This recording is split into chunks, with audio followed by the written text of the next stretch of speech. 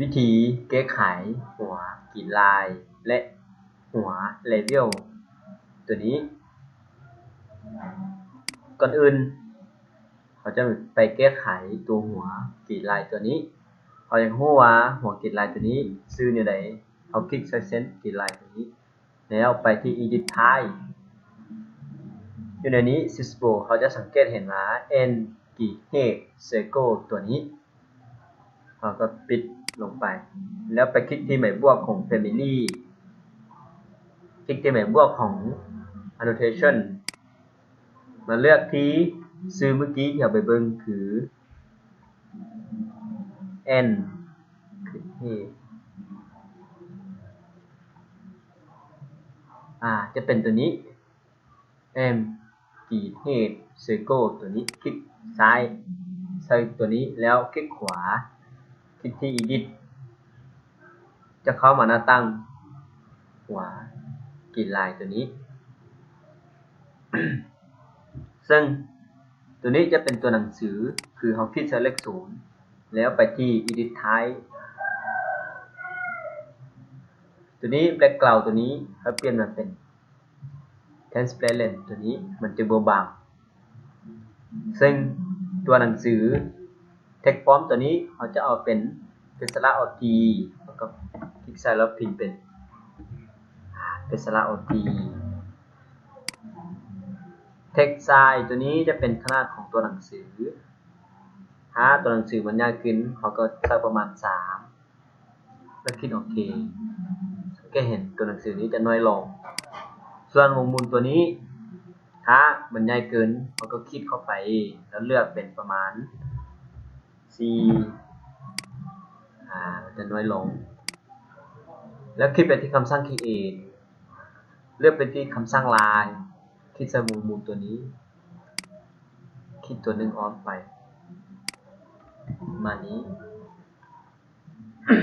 แล้วสร้างคำสั่งลายที่ใส่จุดกึ่งกลางประมาณ2 นิ้วคลิกประมาณนี้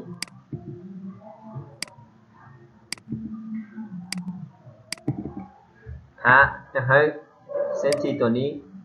เงาคือกันคือเอาฟอนต์ค่าเลข2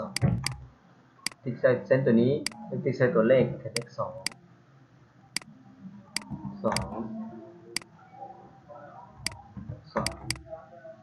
จะได้คือกันหรือถ้าเราไม่อยากเอาหัวกรีดลายเป็นวงมุมแบบนี้มีเจ้าคลิกไปเซิร์ชคำสั่ง Create เลือกเป็นลายแล้วเอาที่ตัวนี้ก็ได้ Polygon คำสั่งของ Polygon เขาเรียกเอาจับ J สมมุติ 6J เขาก็เขียนผิดเรื่อง6เขาจะเอาประมาณแบบนี้ก็ได้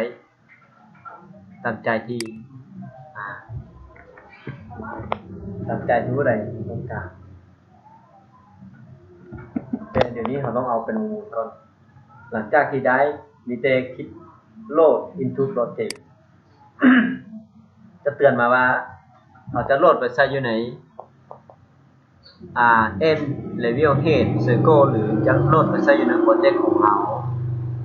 แต่ทีนี้เราต้องเลือกเป็นโปรเจกต์เพราะจะโหลดไปใส่อยู่ในโปรเจกต์ที่เรากำลังจะเต็มคลิกโอเคเตือนว่าตัวนี้คลิกใส่ตัวที่2 override set existing ตัวนี้จะเปลี่ยนทันทีให้เรา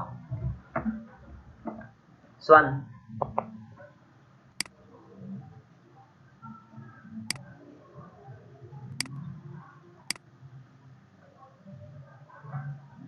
ตัวนี้ถ้าเราเลือกเซฟไฟล์ตัวนี้ปะไว้เพื่อเวลาเอาไปเต็มอยู่ในโปรเจกต์ตัวอื่นเอาจำเป็นต้องมาแก้ไขมีแต่โหลดตัวนี้เข้าไปใช้งานเลยก็ได้มาที่ Set As แล้วเซตเป็น Family สมมติก็จะเซตปะไว้ใน Desktop เซฟแล้วก็ปิดตัวนี้ลงไปวิธีมาเปลี่ยนก็คือตอนที่เอาคลิกใส่ตัวนี้วิธีโหลดเข้ามานะก็คือไปที่ Insert ถ้าเขามีแล้วเขาประจำเป็นเป็นเต็มที่เขาโหลดมาใช้คือ Insert โหลด Family แล้วไปที่ Desktop คือตัวนี้แล้วก็ Open เอาปืนแล้วก็โหลดเข้ามาเวลาที่ไปเปลี่ยนใช้ตัวนี้คลิกใช้ตัวนี้แล้วไปที่ดิท้ายถ้ามาเปลี่ยนอยู่บนนี้เอาคือซื้อจะเป็นตัวเดียวกันเวลาเปลี่ยนก็คือกันเวลาที่เราโหลดเข้ามาซื้อตัวนั้นจะอยู่นี้นะมีแต่คลิกเอาคลิกไปเลือกแล้วก็คลิกโอเคคลิกโอเคตัวนี้มันจะเปลี่ยนทันที ส่วนวิธีแก้ไขตัวระดับเลเวลตัวนี้หัวตัวนี้ให้มันงามคือเอาไปที่บนเก่าแล้วไปเลือกที่จิตตัวนี้ไปที่ดิท้ายไปเบิ่งชื่อของมันเดี๋ยวนี้ชื่อจะเป็น n level head circle ตัวนี้เอาเลือก p m level head circle ตัวนี้คลิกขวาไปที่ edit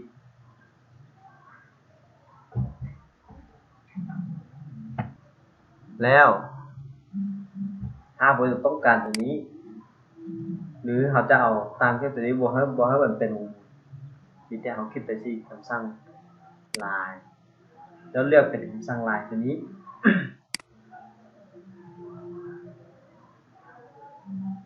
สมมติ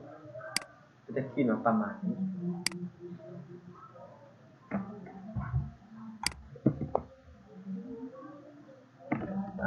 โอเคลบตัวนี้ไปก่อนก็ได้คำสั่งขีดลายขีดเส้นหนึ่งอันหนึ่งกันแล้วลบตัวนี้ลบไปตรงกลางแล้วก็คลิกมาที่คำสั่งขีดเลือกคำสั่งลายแล้วเลือกลายตัวนี้ขีด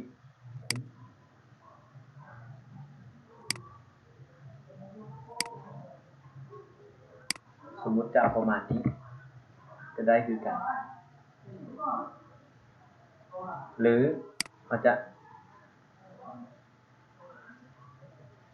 ประมาณนี้เขียนประมาณนี้กัน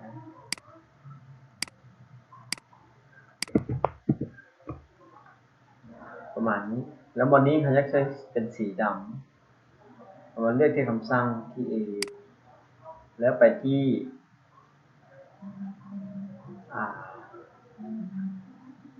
ฟิลลิกเกิลตัวนี้ใช้คำสั่งปิดลายปิดลายไปคลิกในชื่อมันเลือกที่ตัวนี้แล้วไปที่ดีท้ายตัวนี้โอเลนกราวฟิลแพทเทิร์นตัวนี้มันก็ใช้เป็นฟิลsolid view ที่โอเคตัวนี้จะเป็นสีดำทีถ้าตัวหนังสือตัวนี้อาจจะง่ายขึ้นมาแล้วก็คลิกที่ลูกศรเนี่ยเป็นพิมพ์ประมาณนี้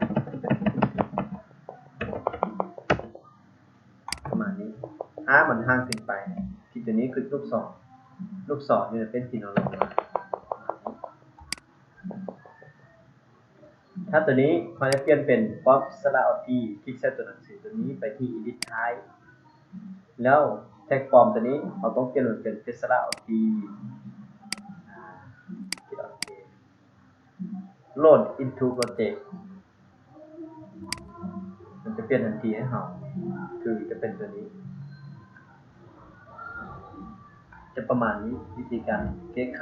หัวกีฬาและหัวเลเวล